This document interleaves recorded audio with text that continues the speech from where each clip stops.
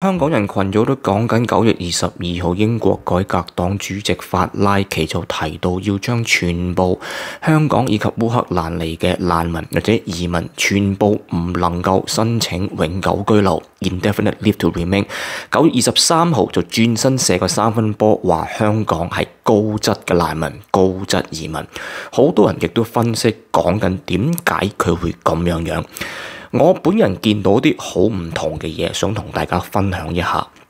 首先，我想講嘅係，我唔知有幾多講過呢件事嘅 YouTuber 真係有成個55分鐘嘅 conference 全部睇晒。首先要講法拉奇有樣嘢同美國特朗普總統係好相似，就係佢哋係好少數真係會回答記者問題嘅政客。你不管佢嘅數字，佢嘅目的係錯定係啱。但係佢係真正會回答你嘅問題，而唔會敷衍你。大家如果有睇整個55分鐘嘅 conference， 會見到其實改革黨真正背後嘅軍師係坐喺法拉奇旁邊嘅呢位 Sayed Youssef。法拉奇可以話係一個俾出大方向、俾出個大政綱嘅人，但係真正知道數據、真正知道細節嘅就係佢身邊嘅呢位前主席，曾經離過職又入翻職嘅呢位 Sayed Youssef。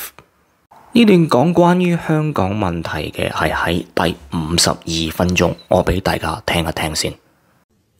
Go on. Thank you. Eleni Correa from The Guardian. A couple of quick questions. Will you revoke ILR from Ukrainians and Hong Kongers who have moved here under the government's schemes to support those specific groups? 800,000 people are due to qualify for indefinite leave to remain over the course of the next few years. This press conference is to say none of them will get it. Thank you. 我見到嘅係一個已經好唔耐煩嘅人，佢回答呢個問題嘅時候係第52分鐘。而且呢位記者問嘅問題，其實係整個 conference 不斷重複咁問，你會唔會取消某啲人嘅永久居留？ Nigel Farage 喺呢個時候已經感覺到好煩，充滿情緒化，咁有啲發老脾咁去打發掉呢個問題。佢第二日轉身射個三分波嘅所有解讀，好多人都話你後尾先至知道香港人係有投票權。其實香港只有16萬人，而且分散喺唔同嘅城市，佢根本唔可能，亦都唔需要呢16萬人嘅投票。而且你覺得呢16萬人全部有投票權咩？當你全部都有投票權，你就真係會出嚟投票咩？之前要求政府唔好5改10+1嘅嗰個網上聯署，最後只有11萬人簽名。真係投票，你估下又有幾多人會出嚟投票呢？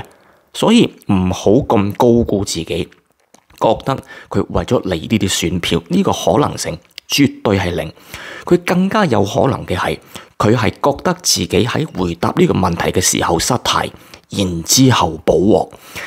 呢段片嘅一開頭我亦都講過，其實大家呢個 press conference 裏邊會見到，其實佢身邊嘅嗰位先至係真正嘅軍師，佢先至知道呢個所有嘅細節以及數據。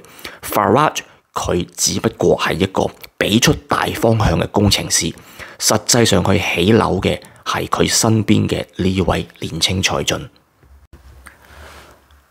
所以法拉奇轉身射個三分波呢件事根本冇必要去過分解讀，只不過係一個已經好唔耐煩、受情緒左右一個情緒化嘅情緒上嘅發洩，根本冇其他任何原因。點解會轉身射個三分波？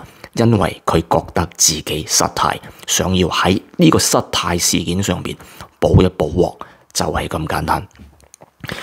咁其實話說回來啦，呢位法拉奇嘅政綱其實佢已經係以一個反對黨嘅身份嚟到發表呢個發佈會，佢亦都係準備會去參選偶像嘅候選人嘅呢個身份去參加下一次嘅大選。其實保守黨定位不清，而且脫歐之後嘅移民人數繼續上升，同脫歐嘅初衷背道而馳。所以其實法拉奇已經取代咗保守黨，成為 unofficially 英國嘅反對黨。我哋今日就傾到呢度先，我哋下期再傾過。